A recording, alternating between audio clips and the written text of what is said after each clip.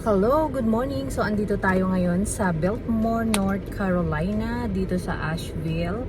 So, mag-iikot lang tayo saglit dito and then sa kanilang downtown. So, yun. Let's go. So, ang unang stop natin ay yung Cathedral of All Souls. Actually, mahigit na itong 120 years old at pinagawa ito ni George Washington Vanderbilt II dahil nga malapit ito sa kanyang estate. So pag nagawi ka dito sa North Carolina sa may Biltmore area, ang sikat dito is yung Biltmore Estate, which is yung mansion tour. So sulit na sulit yun. So highly recommend nila na puntahan mo iyon. So by the time na pumunta kami dito, walang available slot. So sold out na lahat ng ticket, kaya instead pumunta kami dito sa church at saka sa village, ano. So tinatawag itong Biltmore Village. So natapos pala itong church noong 1896 at saka kabilang ito sa historical places, ano. So ayun, at ikutin lang natin at hindi naman tayo makapasok sa loob actually. So iikot lang tayo within the area at sa village, ano. So itong Biltmore Village ay isang historic town dito sa city ng Asheville, malapit sa entrance ng Biltmore Estate. So mostly dito sa kanilang mga street ay yung trendy, mostly local boutiques, galleries, breweries at saka restaurants. Tapos meron itong 40 shops, 10 cafes and restaurants. Most businesses are housed in historic cottage and buildings. So tara na at ikutin natin itong kanilang historic town, ano, at itutur ko kayo.